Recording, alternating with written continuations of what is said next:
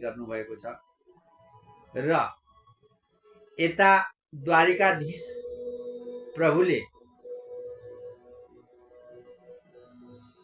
आफ्नो शिरमा मुकुट धारण गरेर स्वयं राजा हुई बक्सिएको छ, जसको नाम द्वारिकाधीश आज हामी भन्दछौं। एक दिनको कुरा हो, त्यही द्वारिका स्थानमा एकजना राजा रहनुहुन्थ्यो, जस राजाको नाम हो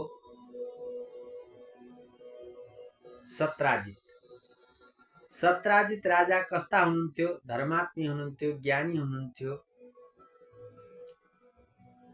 ब्राह्मणहरूलाई दान दक्षिणा यज्ञ यज्ञादि इत्यादि सबै गर्नुहुन्थ्यो। यही अवस्थामा एक दिन सूर्य नारायण